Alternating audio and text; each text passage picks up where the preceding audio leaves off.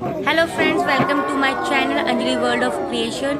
तो आपने अभी मेरा जो एक लास्ट रिसेंट ब्लॉग देखा था कुरुक्षेत्र के ऊपर, तो मैं कुरुक्षेत्र घूमने गई थी। वहाँ पे मैंने कुछ छोटे छोटे प्लेसेस थे जो एक ही दिन में विजिट किए थे, वो मैंने उसका ब्लॉग डाला हुआ था। उसमें लास्ट में मैंने एक टेम्पल विजिट किया था जहाँ पे मैंने आपको बताया था ज्योति सर कि वहाँ पे 2 लाइट शो होती है, क्योंकि जो पहला लाइट शो है वो 40 मिनट्स का था। पेड था, टिकट कुछ खास नहीं था, ज़्यादा महंगा टिकट नहीं है, कोई भी आराम से अफोर्ड कर सकता है उस टिकट को। वो 40 मिनट्स का लाइट शो था जिसमें भगवत गीता के कुछ जो मेन डायलॉग्स हैं, कुछ मेन सीन्स हैं, हमको इन्होंने एक फिल्म के जरिए हमें दिखाया है। लाइट, साउंड और वाटर तीनों का इफेक्ट मिला के कुछ 3D टाइप फिल्म बनाई है। कुछ पॉइंट पे जाके बिल्कुल ऐसा लगता ही नहीं है इस लाइट शो को देखते हुए कि ये कहीं से कहते हैं स्क्रीन पे दिखाया जा रहा है। बिल्कुल ऐसे लगता है कि आप बैठे हुए और सामने वो सब आपके एक्चुअल में हो रहा है। तो प्लीज़ वीडियो थोड़ा जरूर लंबा है, बट पेशेंस के साथ इस वीडियो को पूरा लास्ट तक जरूर देखिए। आई होप आपको बहुत अच्छा लगेगा इस वीडियो को देखने में, आपको बिल्कुल भी रिग्रेट नहीं होगा। तो प्लीज़ प्लीज़ इस वीडियो को लास्ट तक जरूर देखिएगा, और प्लीज़ लास्ट में देख के मुझे जरूर कमेंट करके बताइएगा कि आपको ये वीडियो कैसा लगा। आपको तभी मजा आएगा जब आप भी इसके लिए मानसिक रूप से तैयार हो जाएंगे। और इसलिए पहला काम है कि आप अपने सेल फोन को ऑफ कर लें। आपसे निवेदन है कि इस शो की रिकॉर्डिंग ना करें, क्योंकि यह कैमरा को नहीं आपकी आंखों को सुधरेगा।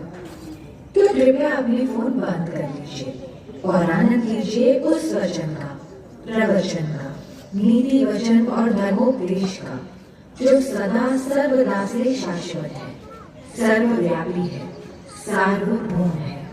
प्रस्तुत है श्रीमद् भगवद गीता।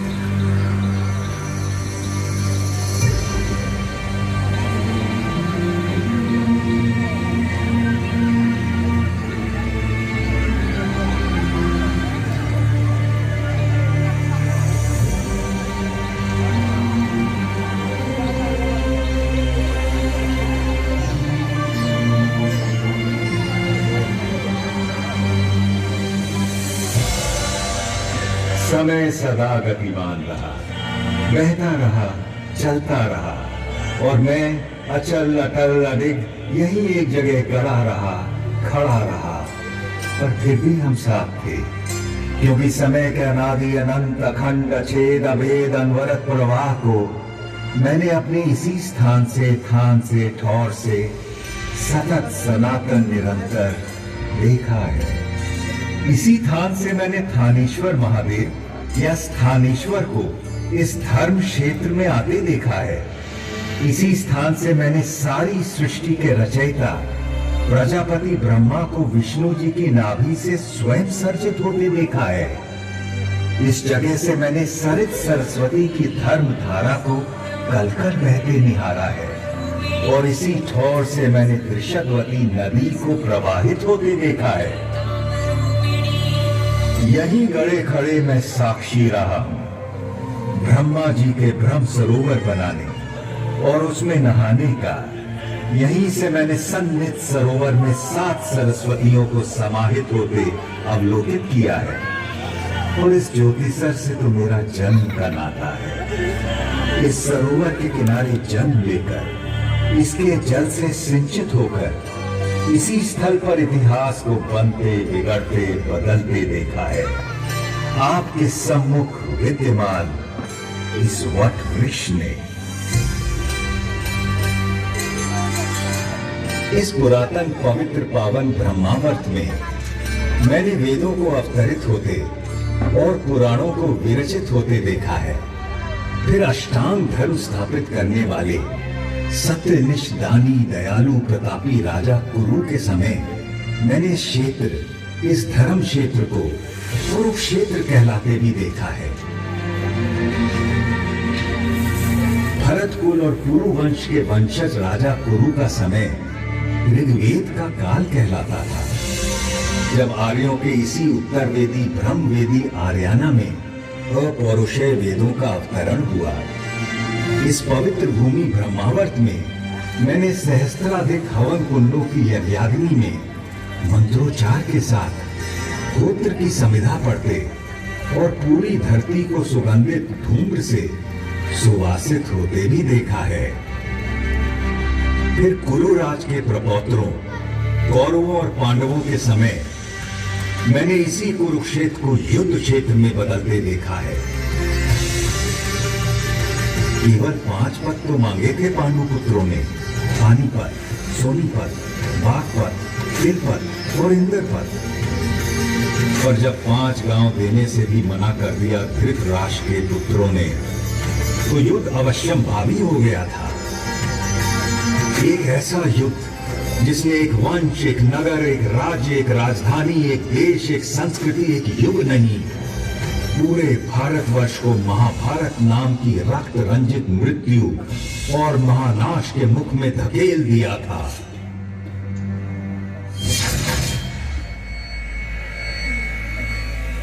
सच कहें तो महाभारत का युद्ध उसी दिन शुरू हो गया था, जब जुए के मादक और मारक खेल के लिए धृतराष्ट्र के पुत्रों ने पांडवों को हस्तिनापुर के अपने प्रासाद में आमंत्रित किया था।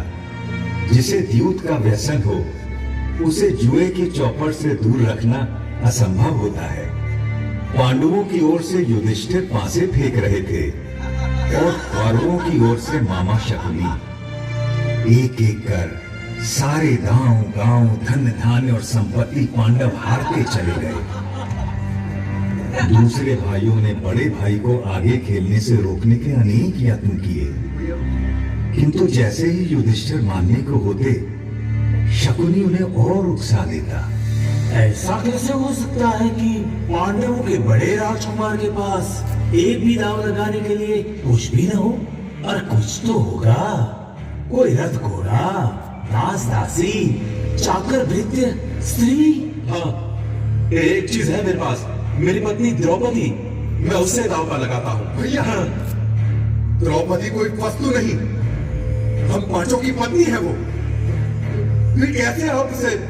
ठीक है अर्जुन, तुम उसे जीत कर लाए थे, किंतु द्रौपदी में युधिष्ठिर का भी तो हिस्सा है। अभी इसका 5वां भाग काट कर दांव पर तो नहीं लगा सकते ना? आप पास फेंके युधिष्ठिर, इस बार जीत निश्चित आपकी ही होगी।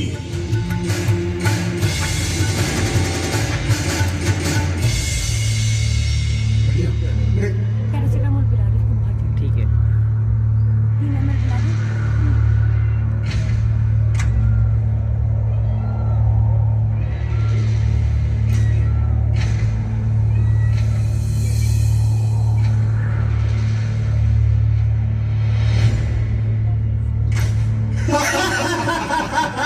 कहाँ है वो दासी द्रौपदी? सुशासन, उसे इस दरबार में ले आओ। दुनिया तो देखे कि मैंने आज क्या जीता है।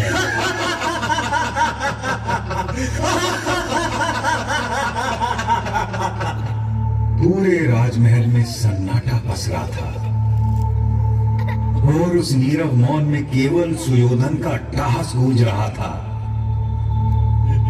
इधर सुशासन द्रौपदी को उसके केशों से घसीटता हुआ दरबार के बीचों बीच ले आया था।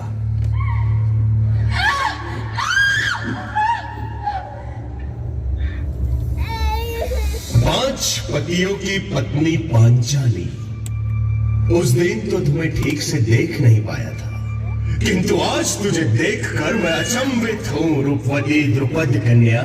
अभी भी ना तूने मुझे ठीक से देखा है, न जाना है, और न तेरी हिम्मत न होती इस तरह मुझे बड़े दरबार में घसीटने की। पापी! सही तो कह रही है, अभी तूने मुझे न ठीक से देखा है, न जाना है। सुशासन, चलो निर्वस्त्र कर दो इस दासी को। बस कर सुयोधन, तेरी हिम्मत कैसे हुई मेरी पत्नी का ऐसे अपमान करने की? सुशासन, दूर हट जा। यदि तूने द्रौपदी को छुआ भी तो मैं तुझे जीवित नहीं छोड़ूंगा। धर्मराज, आप ही बताइए ना, युद्ध में हारी हुई स्त्री पर किसका अधिकार होता है? जीतने वाले का, जाने वाले का? अपनी आंखों के सामने इतना अधर्म तो न होने दीजिए धर्मराज। मौनम सहमति लक्षणम। पुत्र सुशासन, निर्वस्त्र कर दो इस दंभी दासी को। कैसा पाप किया है आपने धर्मराज?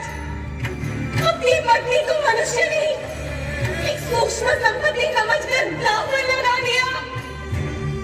रोको इन्हें अर्जुन। नवा भीष्म, आप तो हमारे कुल के सबसे बड़े हैं, रोको ना ये पाप। गुरुवर्य द्रोण, क्या यही सिखाया है आपने अपने शिष्यों को कि इस सभा में एक भी वीर आज एक नारी के अपमान को रोकने के लिए आगे नहीं आ रहा? पिता धृतराष्ट्र, देखिए ये क्या हो रहा है आपके सामने। अंधे हैं, वो कैसे देखें? अगली देखेंगे तो हम आज तुझे। रोको इसे सुयोधन, वरना आज के बाद आने वाली पीढ़ियां तुझे सुयोधन नहीं, दुर्योधन के नाम से जानेगी। मैं तो खुद ही कर रही हूँ।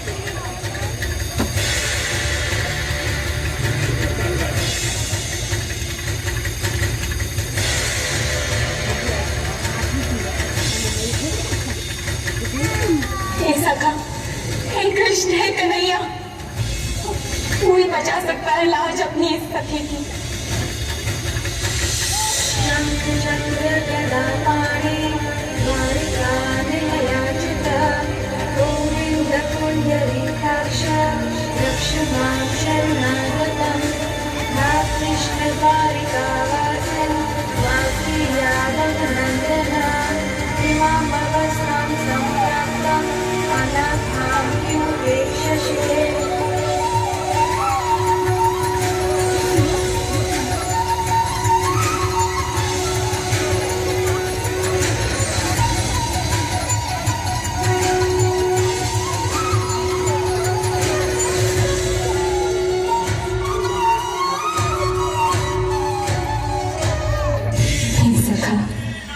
इतनी देर क्यों लगाती? तूने ही तो गलती की मुझे दूर द्वारिका से बुलाने की। यदि तू कहती मेरे मन बसिया कृष्ण, तो मैं तो तेरे पास ही था, तेरे साथ ही था, तुझ में ही था सखी।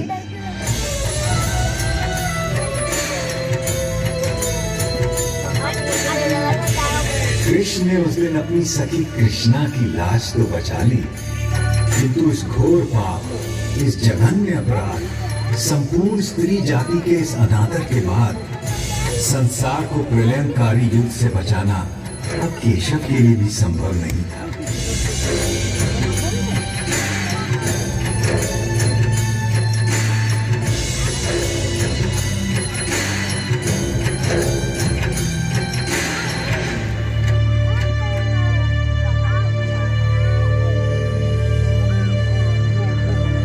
कुरुक्षेत्र को युद्ध क्षेत्र बनाने की तैयारी में तमाम जंगल जलाए जाने लगे, पेड़ काटे जाने लगे। सौभाग्य से पता नहीं कैसे मैं उस दिन बच गया, या दुर्भाग्य से, क्योंकि अगले 18 दिनों में जो नरसंहार, जो रक्तपात, जो छल बल, जो नृशंस हत्याएं, जो मूल्यों का हनन, जो मानवता का पशुवत चेहरा मैंने देखा, उससे अच्छा था कि मुझे भी काट डाला गया होता या जला दिया गया होता।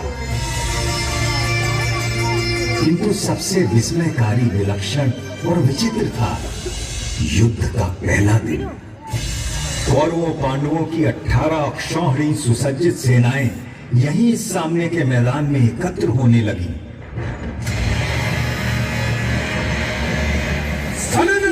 खड़क खड़क, फर्शों की चमक चमक, बाणों की किरणों में हालों की चमक चमक।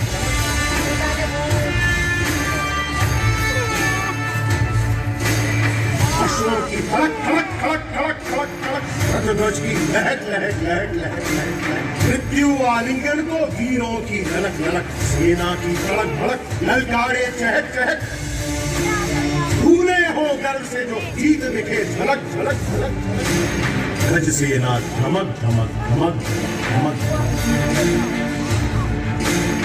अग्निस्त्र धधक धधक धधक धधक। जय जय जय गौरव कहीं पांडव जय घोष धड़क, जय जय जय गौरव कहीं पांडव जय घोष धड़क, जय जय जय गौरव कहीं पांडव जय घोष धड़क।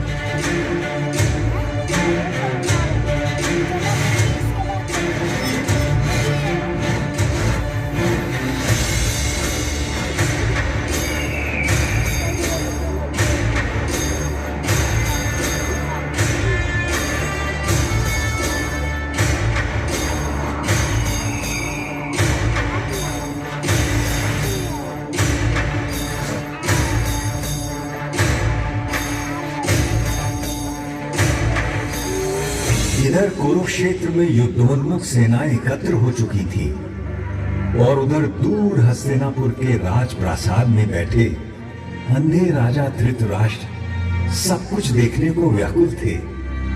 देखना तो दुर्भाग्य से असंभव था जन्मांध राजा के लिए, किंतु कदाचित उनके अंधेपन की प्रतिपूर्ति के लिए ही उनके रथवाहक संजय को दिव्य दृष्टि का वरदान था, जिससे वो दूर की चीजों को देख सकते थे।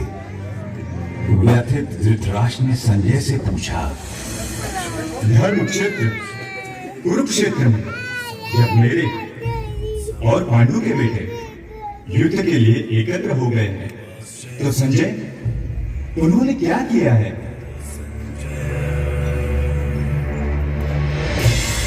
दुर्योधन को हर्षित करने के लिए कौरवों में वृद्ध महाप्रतापी पितामह भीष्म सिंह की तरह दहाड़ उठे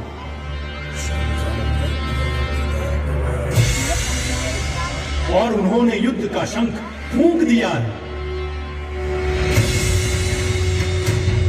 उनके इंगित पर अनेक शंख, रणभेरियां, ढोल, मृदंग और रणसिंगे एकाएक बज उठे हैं।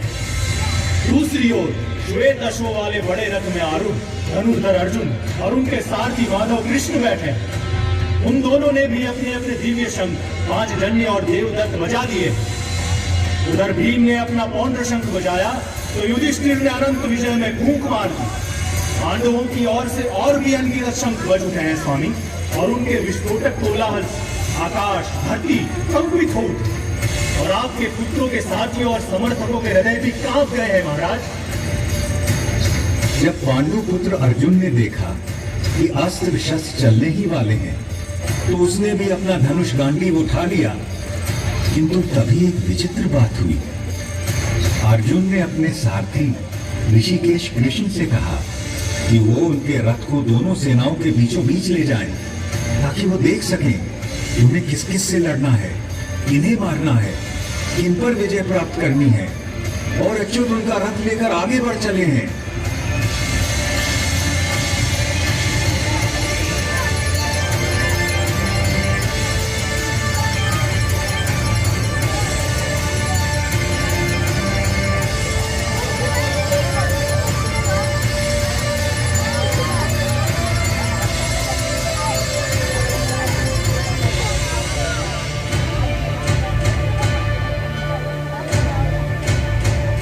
अर्जुन ने देखा कि सामने भीष्म और द्रोण थे। उसने देखा कि सामने खड़े सभी शत्रु योद्धा उसके पुरखे और दादा हैं, उसके आचार्य और मामा हैं, भाई बेटे पोते और पूरे जीवन के संगी साथी हैं। उसने देख लिया कि सामने खड़े मरने मारने को आतुर लोग सब उसके अपने थे, और व्यथित होकर वो बोल उठा, कृष्ण, न मुझे विजय चाहिए, न राज्य, न सुख। हमें राज्य मिले भी तो क्या होगा? भोगों का हम क्या करेंगे? जीने में क्या रखा है? ये सब के सब मेरे आचार्य हैं, मेरे गुरु, मेरे पितर, मेरे ताऊ चाचा, मेरे बेटे, मेरे बाबा दादा मामा पोते साले ससुर सगे संबंधी हैं। मैं इन्हें मरवाना या मारना नहीं चाहता केशव, चाहे मेरी जान भी क्यों ना चली जाए। भले ही 3 लोगों का राज्य मुझे मिल जाए, फिर तो थोड़ी सी भूमि की बात ही क्या है। माना यह आतताई है कि तू वो है तो हमारे बंधु ही।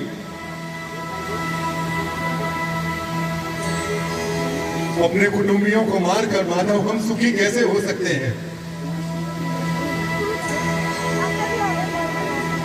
महाशोक की ये महापाप करने को हम तैयार हैं। राज्य और सुख के लोभ में हम अपने ही लोगों की हत्या करने को उतारू हो गए हैं। धृतराष्ट्र के अस्त्रों शस्त्रों से सुसज्जित बेटे भले रण में मुझे मार डाले तो भी मेरे लिए यही उचित और स्वीकार्य होगा। अर्जुन की ये विषाद योग दशा देखकर उसके सारथी श्री कृष्ण कदापि चिंतित नहीं हुए, बल्कि उसकी बातें सुनकर ऋषिकेश कृष्ण कुछ हंस पड़े और अर्जुन से बोले,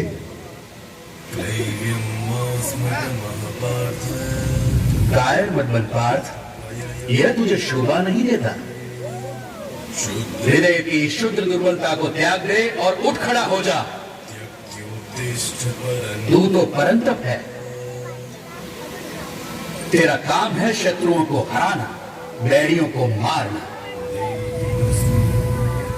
इस देह में आकर हमारी आत्मा बचपन, जवानी, बुढ़ापा इन सभी अवस्थाओं को प्राप्त करती है और फिर एक देह से निकलकर दूसरे देह में चली जाती है।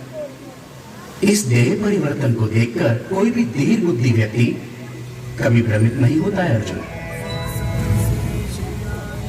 जैसे पुराने कपड़ों को उतारकर मनुष्य नए कपड़े पहन लेता है, उसी प्रकार आत्मा भी पुराने शरीर को त्याग कर नया शरीर धारण करती है। इस आत्मा को ना तो शस्त्र काट सकता है और ना आग इसे जला सकती है, ना इसे पानी भिगा सकता है और ना ही हवा उसे सुखा सकती है।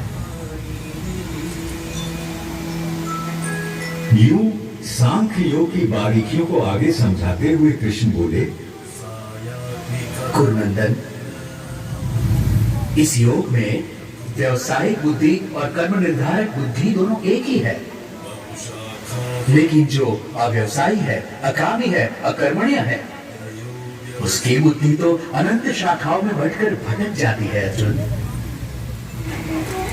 और फिर देवकी नंदन श्री कृष्ण ने वो शब्द कहे जो आज तक हर भारतीय के मन मस्तिष्क में गुंजायमान रहते हैं। तेरा अधिकार केवल कर्म पर है, फल पर कभी नहीं। तू कर्म करते समय फल की इच्छा कभी मत कर और कर्म से कभी मुंह भी मत मोड़। काश कि मनुष्य ये बात हम पेड़ों से समझ लेते, जो सारे संसार को, मनुष्यों, पशु पक्षियों को निरंतर फल देते हैं, किंतु स्वयं उस फल के भोग के बारे में कभी नहीं सोचते। वरना तो सारे जंगल, सारे पेड़ पौधे, सारी वनस्पति कब की नष्ट हो जाती और उसके साथ संसार में संपूर्ण जीवन भी।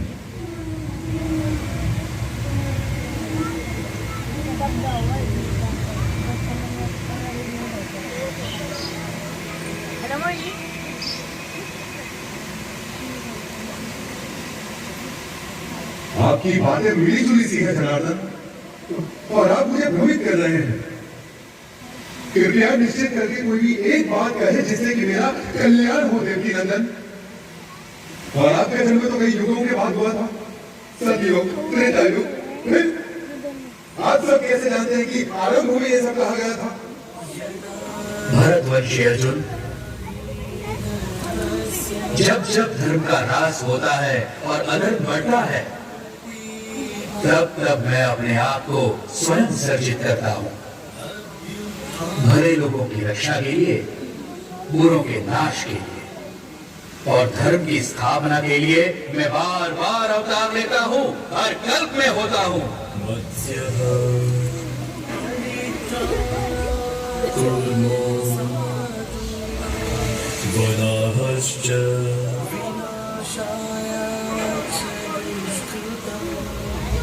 नृसिंहोऽवतः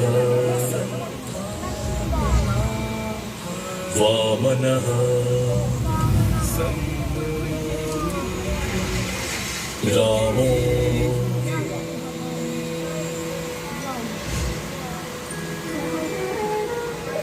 रामश्च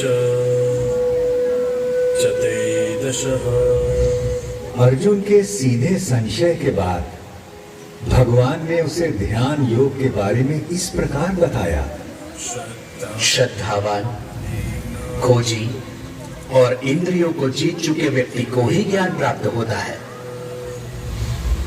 और ज्ञान प्राप्त होने के बाद उसे शीघ्र ही परम शांति मिल जाती है। हे कृष्ण, आपने कर्मों से संन्यास की और फिर कर्मों के योग की भी प्रशंसा की। इनमें से सचमुच कौन सा हितकारी है? कृपया निश्चित करके मुझे समझाइए। अर्जुन, अपना उद्धार अपने आप ही किया जा सकता है, स्वयं को कभी गिराना नहीं चाहिए। हम अपने मित्र भी स्वयं ही हैं और स्वयं ही अपने सबसे बड़े शत्रु भी। जो बहुत खाता है ना तो योग उसे मिलता है और ना ही उसे जो बिल्कुल नहीं खाता। ना ही बहुत सोने वाले को मिलता है और ना ही बहुत जागने वाले को। जो यथा योग्य खाता है, जो यथा योग्य पैदल चलकर विहार करने आता है, कर्म में यथा योग्य प्रयास करता है, जितना सोना चाहिए उतना सोता है, जितना जागना चाहिए उतना जागता है। ऐसे योगी का योग ही दुखों का नाश करता है। यही तो विलक्षणता थी श्री भगवान के उद्गारों की, जिसमें जीवन के प्रत्येक पहलू की बात समाहित थी। परंतु अर्जुन ने फिर एक प्रश्न किया। कृष्ण, मन चंचल तो होता ही है, वो शक्तिशाली और कठोरताई भी है। उसे बस में रखना तो हवा को रोक कर रखने जैसा कठिन लगता है मुझे। निसंदेह महाबाहु, निसंदेह मन बहुत चंचल है और उसे बस में करना बहुत कठिन। किंतु कौन्ते, अभ्यास और वैराग्य से इस चंचल मन को भी वश में किया जा सकता है। इस तरह श्री कृष्ण ने अर्जुन को आश्वस्त किया। वो मूर्ख लोग मेरा तिरस्कार करते हैं, मेरा महत्व घटाते हैं, जो ये समझते हैं कि ये समस्त भूत प्राणियों का महेश्वर और अजन्मा मैं इन सभी कार्यों को करने के लिए इस मानव देह पर आश्रित हूं। वो मेरे परम भाव, मेरे परमात्मा तत्व को न जानते हैं न पहचानते हैं। किंतु मैं पत्र, पुष्प, फल, जल, जो कोई भी मुझे भक्ति भाव से अर्पित करता है, मैं ऐसे भक्त का हर उपहार बिना किसी भेदभाव के स्वीकार करता हूं। ये सब जो आपने मुझे बताया है केशव, उसे मैं 100% सच मानता हूं। आपका रहस्य ना तो देवता जानते हैं और ना ही दानव। किंतु अपना योग और विभूति एक बार फिर से और विस्तार पूर्वक बताइए ना जनार्दन, क्योंकि आपकी वाणी और वचनों को सुनकर मुझे तृप्ति नहीं होती। अर्जुन के इस प्रश्न के उत्तर में श्री कृष्ण ने उसे विश्व रूप दर्शन योग के बारे में ज्ञान दिया। आकाश में सहस्त्र सूर्य एक साथ निकल आए तो उनका संवेद प्रकाश भी उस महात्मा की दमक की बराबरी शायद ही कर सके। इसलिए तो उठ, यश कमा, शत्रुओं को जीत, इस समृद्धशाली राज्य भोग। इन सबों को तो मैंने पहले ही मार दिया है, तुझे तो बस निमित्त बनना है पांडव। मेरे पास केवल वो लोग आ सकते हैं जो अपने समस्त कर्म मुझे अर्पित कर देते हैं, जो मेरी ओर उन्मुख हो, जो मेरे भक्त हो। जो इस संसार के सभी भूत पदार्थों और प्राणियों के प्रति शत्रुहीनता की भावना रखता हो, केवल वो ही मुझे प्राप्त कर सकता है। पार्थ। शनय शनय अर्जुन का मन कुछ स्थिर होने लगा और जिज्ञासु होकर उसने श्री कृष्ण से पूछा कि कुछ वक्त हमेशा सतत उनकी उपासना करते रहते हैं और अन्य उनको अक्षर और अव्यक्त मानकर उनकी उपासना करते हैं। अब प्रश्न ये है कि उन दोनों में से वो स्वयं किसको अच्छा योगी मानते हैं? भगवान ने बड़े धीरज से उत्तर दिया, मेरा वो भक्त मुझे प्रिय है जो द्वेष नहीं करता, जो समस्त भूत पदार्थों और प्राणियों का मित्र है, जो सब पर करुणा करता है, जो निर्मम है, निर्मोही है, निरंकार है, जिसमें मैं नहीं, जो अपने को कर्मों का कर्ता नहीं मानता, जो सुख और दुख दोनों को एक समान समझता है, जो क्षमा से भरा हुआ है। मेरा वो भक्त मुझे प्रिय है जो संतोषी है, सदा योगी है, आत्मा को जीतने वाला है, इरादों का पक्का है और मन बुद्धि सब मुझ पर अर्पित करता है। जनार्दन, बहुत से लोग जो शास्त्र में बताए गए तरीके से हटकर पूजा यज्ञादि करते हैं, उनकी आस्था कैसी है? भारत, सबकी श्रद्धा अपने अपने व्यक्तित्व और स्वभाव के अनुरूप होती है। मनुष्य श्रद्धा का पुतला है, जिसकी जैसी श्रद्धा होती है वैसा ही वो होता है। अब अर्जुन ने एक अंतिम प्रश्न किया, महाबाहु, ऋषिकेश, केशरी शूदन, मैं संन्यास का और त्याग का तत्व भी जानना चाहता हूं। इनमें से सचमुच कौन सा हितकारी है, यह भी समझना है मुझे। कवि, मेधावी और विद्वान एक बात अच्छी तरह से जानते हैं कि संन्यास उन कर्मों का परित्याग है जो फल की कामना से किए जाते हैं, और दूसरे विवेचक सभी कर्मों के फल के त्याग को ही त्याग मानते हैं। सात्विक कर्ता वो है जिसमें आसक्ति नहीं होती, जो अहमवादी नहीं होता, जो धैर्य और उत्साह से भरा होता है, जो काम के पूरा होने ना होने में, सिद्धि असिद्धि में भी निर्विकार रहता है। इसलिए हे पार्थ, तू सभी धर्मों का त्याग करके मेरी शरण में आ, मैं तुझे सब पापों से मुक्त कर दूंगा। तू शोक मत कर। पांडव श्रेष्ठ महाबाहु अर्जुन। अच्युत, आपकी कृपा से मेरा भ्रम नष्ट हो गया है, स्मृति वापस लौट आई है, संदेह दूर हो गए हैं और अब मैं दृढ़ हूं कि अब से आपका कहा करूंगा। अर्जुन के मन से विषाद, करुणा, ग्लानि, शंका और निराशा छूमंतर हो गई और अर्जुन ने अपना गांडीव उठा लिया और प्रत्यंचा तान दी। अब महाभारत होने को कोई नहीं रोक सकता था।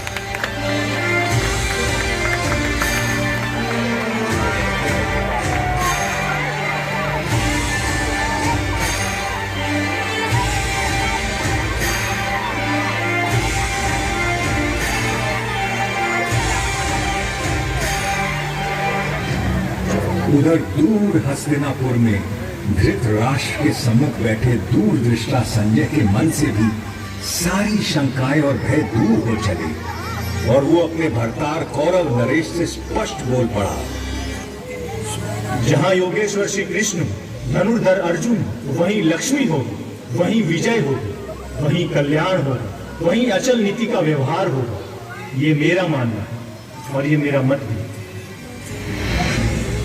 संजय के मन से कौन सम्मत ना होगा। केशव और अर्जुन का वो संवाद याद कर सहस्त्राब्दियों बाद भी मैं अभी भी बार बार रोमांचित हो उठता हूँ, किंतु और भी रोमांचित हो उठता हूँ मैं हरि का वो अद्भुत रूप याद करके, जो उन्होंने विश्व रूप दर्शन योग की बात करते समय अर्जुन को दिखाया था। देखते देखते श्री कृष्ण बड़े होने लगे, विशाल होने लगे, विराट होने लगे। देखते देखते उनके अनंत आंख, असंख्य चेहरे, अनगिनत हाथ हो गए, जिनमें अगणित अस्त्र शस्त्र सज्जित थे। कोई ऐसी देवी देवता, भगवान, गंधर्व, यक्ष, अप्सरा ना थे जो उनमें विद्यमान ना हो। वो अनादि अनंत अखंड अछेद अवेद थे। सहस्त्रों सूर्यों का तेज उनमें दमक रहा था और एक गोल घूमती गूंजती वाणी दशों दिशाओं से गुंजायमान थी।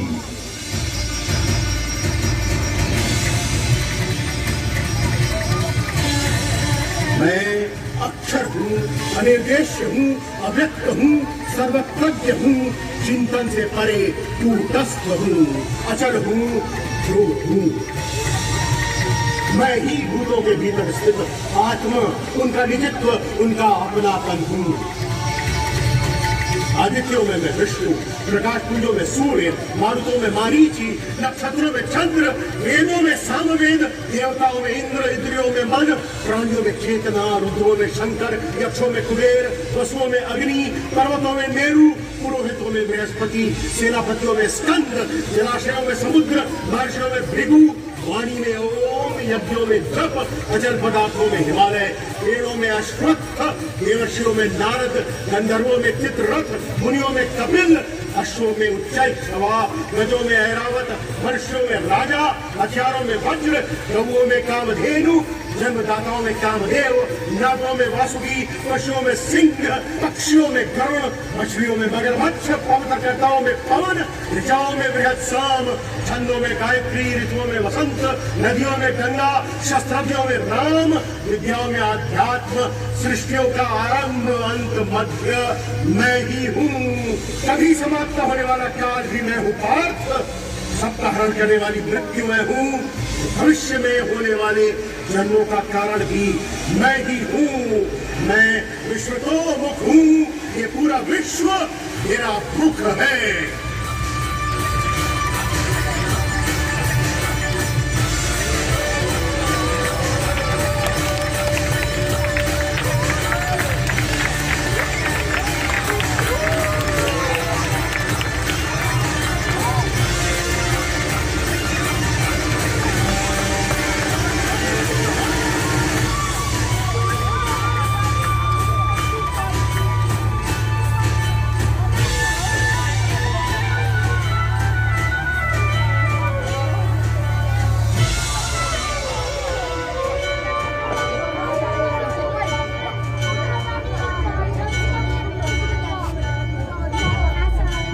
मैं बड़भागी था जो उस दिन भगवान का विश्व रूप अपनी आंखों देख पाया और व्यास जी की कृपा से वासुदेव कृष्ण और महात्मा अर्जुन के बीच का यह गुप्त संवाद स्वयं सुन सका, जिसमें सभी उपनिषदों का, समस्त ब्रह्म सूत्र का और सम्मुच वेदांत का सार केवल 700 श्लोकों में समाहित था। तभी तो कहते हैं कि जिसने इस उपनिषद ब्रह्म विद्या योग को जान लिया और श्रीमद् भगवत गीता को मान लिया, वह वास्तव में विद्वान, सचमुच में सर्वज्ञ और यथार्थ में योगी बन जाता है। आशा है आज की इस रात के बाद कल का सवेरा आपके जीवन में एक नया प्रकाश, नई आशाएं और निष्काम कर्म के प्रति एक नवीन ऊर्जा लेकर आएगा। तब तक मैं केवल इतनी ही कामना करूंगा, सब सुखी हूँ, निरोगी हूँ, कल्याण हो सबका और कोई दुख न भोगे। सर्वे भवन्तु सुखिनः, सर्वे सन्तु निरामयाः, सर्वे भद्राणि पश्यन्तु, मा कश्चित् दुःखभाग् भवेत्। ओम शांति शांति शांति।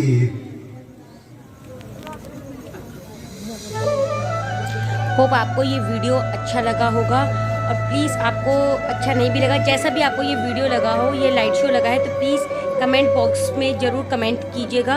और अगर आपने मेरा जो कुरुक्षेत्र का जो व्लॉग है अगर नहीं देखा, आप देखना चाहें तो इसका जो लिंक है वो मैं डिस्क्रिप्शन बॉक्स में डाल दूँगी, तो आप प्लीज़ उसको जाके भी देख सकते हैं। और प्लीज़ वीडियो को अच्छा लगा है तो लाइक ज़रूर कीजिएगा, चैनल को सब्सक्राइब जरूर कीजिएगा। Thank you.